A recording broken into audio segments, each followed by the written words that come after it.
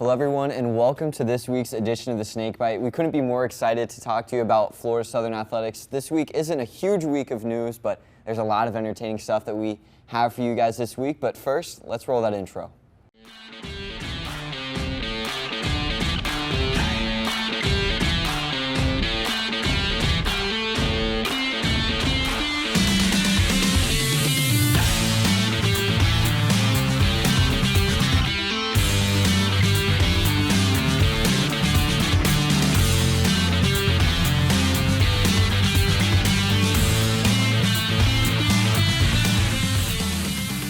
And who could we talk about first this week other than the women's volleyball team, who just had another huge weekend and are looking dangerous in year 2 of the Ashley Crowder era? And quick question, what even is an Argonaut? And, well, it doesn't matter.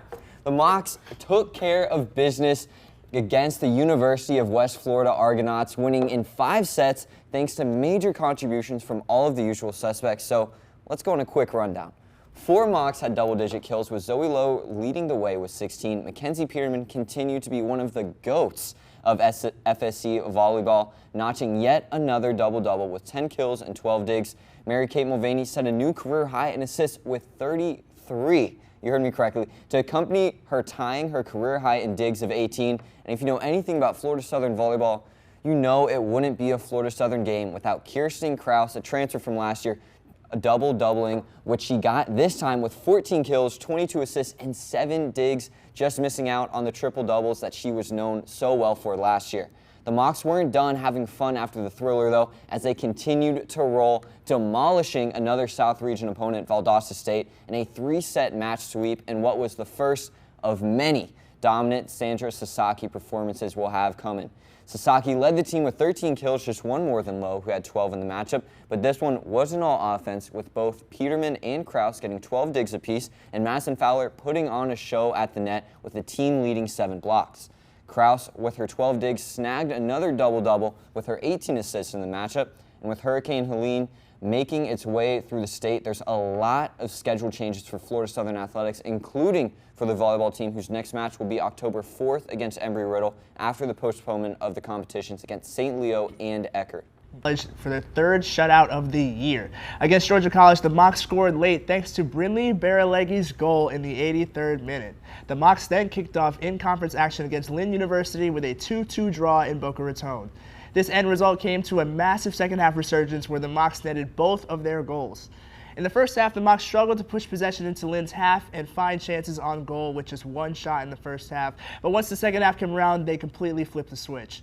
Leading the way yet again for the Mocs was the reigning SSC Offensive Player of the Week, Ashley 𝙏𝙃𝙀. 𝙏𝙃𝙀 continued to make a difference for the Mocs with 2 goal contributions in the conference opener, notching an assist and a goal of her own. And on the receiving end of her assist was Liliana Jeffries, who scored her first goal of the season via a header in the box off of a lofted-in corner kick from 𝙏𝙃𝙀𝙀. The Mocs held strong defensively after the goal, with multiple saves from Carly Brodsky to secure the tie for the Mocs. And with the draw to begin in conference play, the Mocs sit 3rd in the SSC, sporting a 3-1-2 record through the first week of conference play. The Mocs will return to action this Sunday at St. Leo after having the match rescheduled due to Hurricane Helene. The men's soccer team also began conference play this past week in what was a tough matchup against the number 2 team in the country in the Lynn Fighting Knights. Going into the matchup, all eyes were set on sophomore star Darcy Moffitt as he looked to continue his 4-game goal-scoring streak. Returning to Barron Field on Saturday night, the home supporters welcomed the Mocs back with open arms and aspirations to make a statement in their opening conference fixture. Those dreams seemed like reality early on when the Mocs had several opportunities fall their way while both teams were wrestling for control of the match. And Darcy Moffitt looked to take control of a Florida Southern game yet again as he got off the first shot on goal of the game for either side in just the 7th minute, which was unfortunately saved, keeping the game 0-0. After that, though, the Mocs didn't have it go their way as the game would shift the way of Lynn with 5 minutes to go in the first half. A rogue rebound off a Joe O'Shaughnessy save was not dealt with, and Lynn were up 1-0 and began their dominant showing. Another Lynn opportunity came just 10 minutes after the start of the second half, and the Mocs defenders were left scrambling after a shot smashed off the crossbar and then to a bystanding Lynn player for the 2nd goal of the game for them. At the end of it, the Mocs conceded 4 goals on the night and must look to bounce back as soon as possible. They have a break in action again due to the hurricane, and as of the time of our filming, are expected to host St. Leo this Saturday at 7 p.m. The Mocs opened their hockey season with a series split against the Embry-Riddle Eagles this past weekend. The Mocs were able to take the first game on the road with a commanding 5-1 victory. Colton Wyden, Will Marshall, and Michael Wohl were the goal scorers for the Mocs in the victory, with both Marshall and Wohl finding the back of the net twice. The Mocs were able to capitalize on breakaway chances, which gave them the upper hand in the win. Vincent Simonian was locked in between the pipes for the Mocs, saving 42 of 43 shots he saw, including a penalty shot. The Mocs would fall in the second game of the series as Embry-Riddle was able to correct their mistakes and hand the Mocs a devastating 9-2 loss. The difference was in the shot column, as the Embry-Riddle Eagles were able to fire 63 shots on net, with Colton Wyden and Will Marshall were also able to score in a second consecutive game during the loss.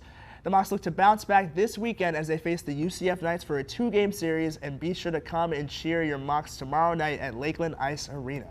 Number 7 men's golf team traveled to the PGA National Course in Palm Beach for the NCAA Preview Tournament. The Mocs tied for 4th out of 14 teams in the tournament, and the final round on Tuesday had to be cut from the tournament due to the weather, turning it into just a 36-hole tournament. Colton Swartz led the way, coming in 5th overall with an impressive 66 in his opening round. The men's team will take the course again October 7th in the NSU Shark Invitational. Flipping over to the women's side, they traveled to South Carolina for the Savannah Lakes Invitational. The number 21 ranked Mocs came 4th out of 15 teams as they were led by Kalia Musso and Claire Gimple, who tied each other for 9th overall. The next time the women's team will compete will be on October 7th for the Lee Ann Noble Memorial Tournament in Dahlonega, Georgia. And both tennis teams are set to kick off their season with the ITA South Region Championships, which have been rescheduled to start Sunday the 29th and run through Wednesday, October 2nd. I'll let you guess why. A number of South Region and SSC teams will be facing off in what will be a great preview to what this season may hold for the Mocs in both the SSC and South Region as a whole.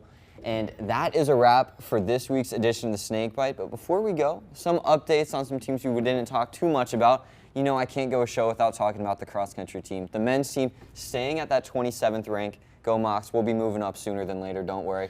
And we stay 2nd in the South region as well. Women's cross-country stay in the same place, 2nd in the region. But water ski, they're making a return. We both know how good the water ski team is. Great nationally, great regionally as well. Last year at the regional tournament, they finished 2nd overall, only losing to Division I opponent, the University of Alabama, and they'll be returning up there for the regional this weekend. Well, they'll be looking to topple that Alabama team that also finished just 1 spot ahead of them at the national tournament, where the Mocs placed 4th last year. But make sure to stay tuned this week and next week on FSCMocs.com and on our YouTube and Instagram pages. We'll keep you updated here at FCTV. See you next time.